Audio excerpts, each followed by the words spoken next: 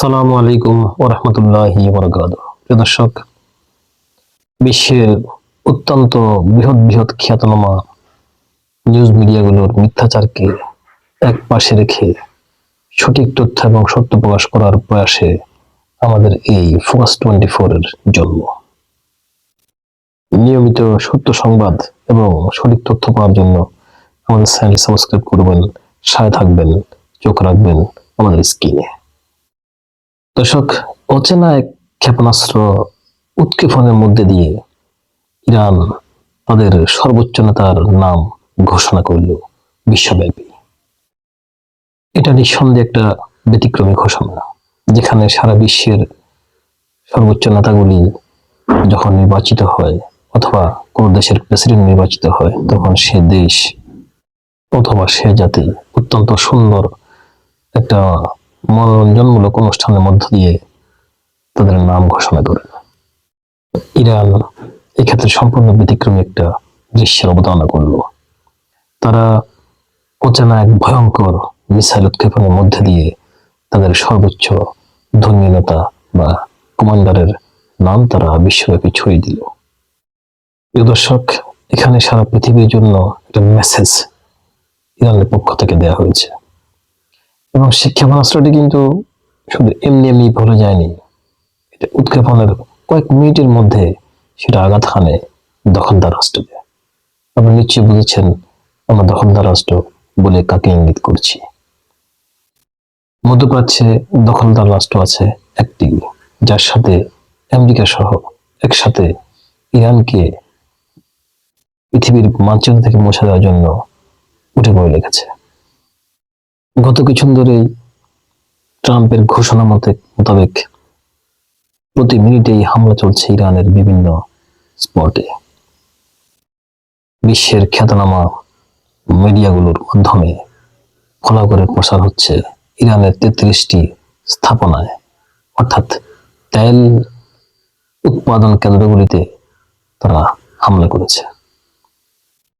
তার উদ্দেশ্য হলো ইরানের অর্থনীতিকে একদম ধূলিসাৎ করে দেওয়া। দর্শক, এরই মধ্যে সারা পৃথিবীতে চাউর হয়ে উঠেছে ইরানের ব্যবসা বাণিজ্য একদম শেষ। ইরান এত বছর ধরে নিষেধাজ্ঞার মধ্যেও তারা তেল বিক্রি করে কোন রকমে দেশ চালিয়ে আসছিল, আর সেই তেলের টাকাই তারা তাদের প্রতিরক্ষা খাতে ব্যয় করত এবং রাষ্ট্রের মানুষদের বিভিন্ন উপকারার্থে তারা খরচ করে আসত। আজ তাদের সে অর্থ উপার্জনের মূল উৎসের মধ্যেই আঘাত এনেছে মার্কিন বাহিনী।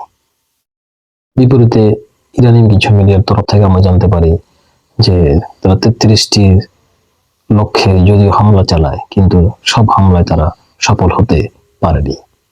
গুটি কয়েকটা স্পটেই, অর্থাৎ গুটি কয়েক তেল উৎপাদন কেন্দ্রগুলিতে আঘাত তারা ফলপ্রসূ হয়েছে। দাউ দাউ করে জ্বলছে ইরানের আকাশে সেই তেলের খনিগুলো। দর্শক, ইরানের সেই সুপ্রিম কমান্ডার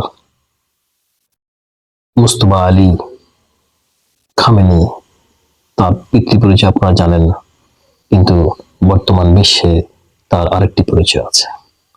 সে পরিচয় হলো তিনি এমন একজন ব্যক্তি যার একই দিন পিতাকে হারিয়েছেন, তার মাতাকে হারিয়েছেন এবং তার স্ত্রীকে হারিয়েছেন, ছেলে সন্তানদেরকেও হারিয়েছেন, তার বোনকে হারিয়েছেন এবং বোনের ছেলে মেয়েদেরকেও হারিয়েছেন। এরকম একই দিনে নিঃস্ব হয়ে যাওয়া ব্যক্তি পৃথিবীতে খুবই বিরল। গত কয়েকদিন আগেই যখন ইরানের সর্বোচ্চ শীর্ষ ধর্মীয় নেতা আয়াতুল্লাহ আলী খামেনি শহীদ হন, সে একই সাথে মুস্তফা আলী খামেনির পুরো পরিবার শেষ হয়ে যায়। ইরানের আইআরজিসির যে কমান্ডারগুলি বর্তমানে আইআরজিসিকে লিড দিচ্ছেন, তাদের প্রস্তাবে এবং সংখ্যাগরিষ্ঠ ইরানের যে সর্বোচ্চ নেতা নির্বাচনী কাউন্সিল রয়েছে, সে কাউন্সিলের ভোটে মুস্তফা খামেনি জিতে যান এবং তিনি সর্বোচ্চ ভোট পান।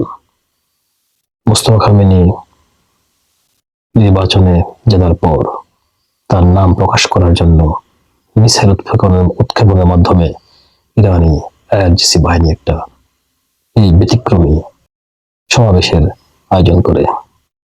দর্শক, গত কিছুদিন আগে ইরানের প্রেসিডেন্ট মাসুদ পেজেশকিয়ান ঘোষণা দিয়েছিলেন এবং একই সাথে তিনি ক্ষমা প্রার্থনা করেছিলেন আরব দেশগুলির কাছে। তিনি বলেছেন, আমরা অনিচ্ছা সত্ত্বেও আমাদের পার্শ্ববর্তী আরব দেশগুলির উপর হামলা করতে বাধ্য হয়েছি। তবে আমাদের উদ্দেশ্য ওই সমস্ত দেশের কোনো স্থাপনায় হামলা করা ছিল না। আমাদের উদ্দেশ্য ছিল মার্কিন স্বাস্থ্য সংশ্লিষ্ট এবং মার্কিন ঘাঁটিগুলো আমাদের লক্ষ্য ছিল সেগুলিতে শুধুমাত্র আঘাত হানা। এরপরও আমরা অত্যন্ত দুঃখ প্রকাশ করছি এবং ভবিষ্যতে ইরান তার কোনো প্রতিবেশী রাষ্ট্রকে আক্রমণ করবে না বলে তিনি যে কথা বলেন, সে কথা তিনি পালন করতে পারেননি তা কিন্তু নয়, আসলে তাকে সেই কথা রাখতে দেয়া হচ্ছে না। এর কারণ প্রেসিডেন্ট এই ঘোষণা দেওয়ার সাথে সাথে সেদিনই কুচক্রী রাষ্ট্রগুলি অর্থাৎ দখলদার রাষ্ট্র এবং আমেরিকার বিভিন্ন রকমের উৎস থেকে আরব রাষ্ট্রগুলোতে আক্রমণ করে নাম দেয় ইরানি বাহিনীর, যাতে প্রতিবেশী মুসলমান রাষ্ট্রগুলোর সাথে ইরানের একটা ভুল বোঝাবুঝি তৈরি হয় এবং সেখান থেকে একটা নতুন করে আরব দেশের সাথে ইরানের যুদ্ধক্ষেত্রে যাওয়ার মতো একটা পরিস্থিতি যাতে তৈরি হয়। দখলদার রাষ্ট্র এবং মার্কিন বাহিনীর এই টোপ সৌদি আরব খুব ভালোভাবে গিলেছে। সৌদি আরব ইতিমধ্যে ইরানকে হুঁশিয়ার করেছে এবং সাথে বিভিন্ন মুসলমান দেশের প্রধানগুলোদেরকে নিয়ে সৌদি আরবের প্রিন্স মোহাম্মদ বিন সালমান বৈঠকে বসেছেন এবং খুব দ্রুত ইরানের বিরুদ্ধে ব্যবস্থা নেওয়ার জন্য সম্ভবত তিনি পদক্ষেপ নিতে যাচ্ছেন। মার্কিন যুক্তরাষ্ট্র এবং দখলদার এতটুকু করে ক্ষান্ত হয়নি, তারা আবার সৌদি ঘাঁটি থেকে ইরানে হামলা করে সৌদির অনুমতি না নিয়েই। শুধু এখানেই ক্ষান্ত হয়নি, বাহরাইন এবং কুয়েত থেকেও ইরানের উপর হামলা চালিয়ে যায়। তখন বাধ্য হয়েই ইরানি বাহিনী সৌদি আরব, কুয়েত, কাতার, বাহরাইনে আবার হামলা চালাতে বাধ্য হয়। আবারও ইরানের আক্রমণে আরব দেশগুলোর অবস্থা অত্যন্ত বিপজ্জনক এবং আজ আবারও আরব দেশগুলোতে বড় আক্রমণ করেছে ইরান, সাথে সাথে লন্ডভন্ড অবস্থা করে ফেলেছে দখলদার রাষ্ট্রটির। দর্শক, ইরান আজকেও আরব দেশগুলোর যে সমস্ত স্থাপনাগুলোতে টার্গেট করেছে সেগুলি কোনোটাই আরবদের স্বাস্থ্য সংশ্লিষ্ট ছিল না, সবগুলোই টার্গেট ছিল দখলদার বাহিনী এবং মার্কিন যুক্তরাষ্ট্রের ঘাঁটি এবং তাদের ব্যবসা সংশ্লিষ্ট প্রতিষ্ঠান।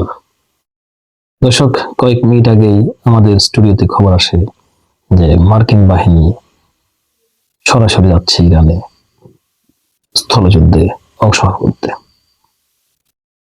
এখন দেখার বিষয়, মার্কিন বাহিনী স্থলভাবে যে আক্রমণ করার জন্য পদক্ষেপ নিয়ে ইরানে আসার ঘোষণা দিয়েছে, কোন রাস্তা দিয়ে অথবা কোন সীমান্ত দিয়ে ইরানে প্রবেশ করে সেটা অবশ্যই সাথে সাথে আপনাদেরকে আমরা জানাবো।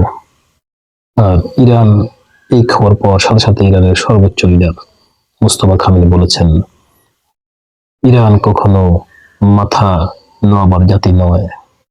ইতিমধ্যেই ইরানের বহু ত্যাগী নেতা শহীদ হয়েছেন এবং বাকিরাও শহীদ তামান্না বুকে নিয়ে ইরানে আপনাদের অপেক্ষা আছে।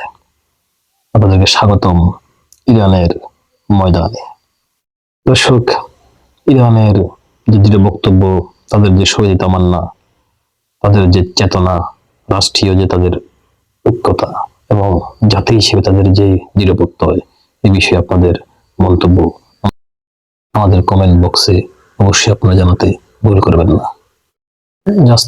দর্শক, এই মুহূর্তে জাস্ট 2 মিনিট আগে আমাদের স্টুডিওতে আরেকটা খবর এসে হাজির হলো।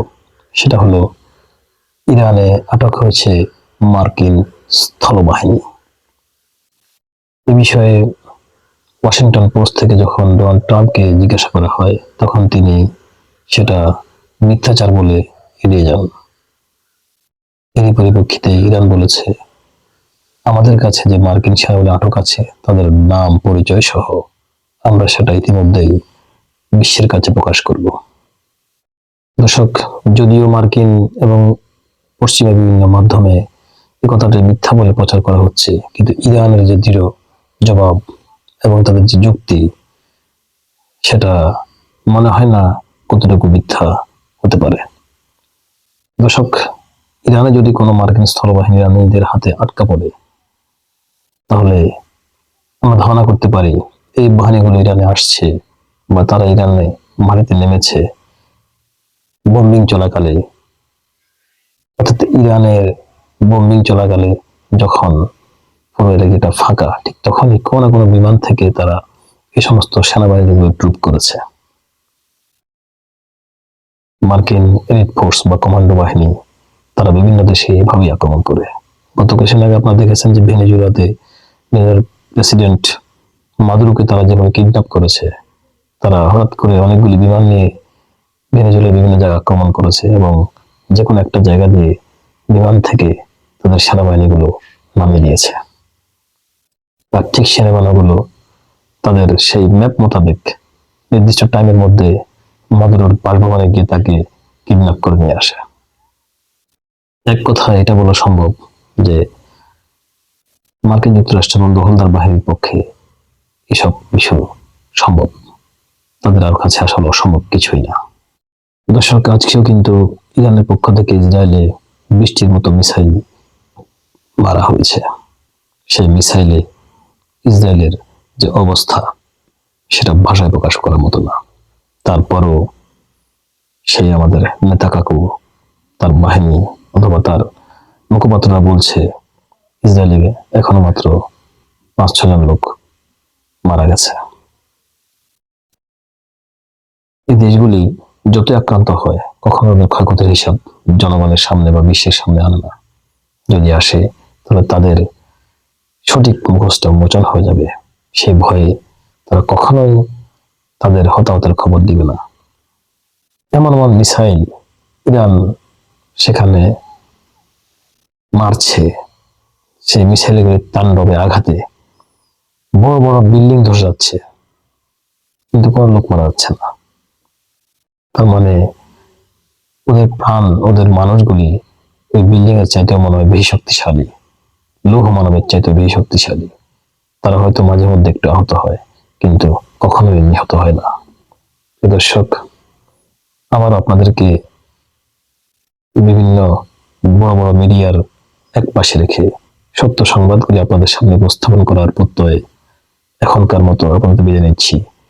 যখনই আমাদের হাতে বিশ্বের গুরুত্বপূর্ণ বুলেটিনগুলো এসে হাজির হবে, আপনাদের সামনে সেটা আমরা নিয়ে আসবো দৃঢ় প্রত্যয়ে। ততক্ষণ পর্যন্ত আমাদের সাথে থাকুন, সাবস্ক্রাইব করুন এবং আমাদের জন্য দোয়া করুন। ধন্যবাদ সবাইকে।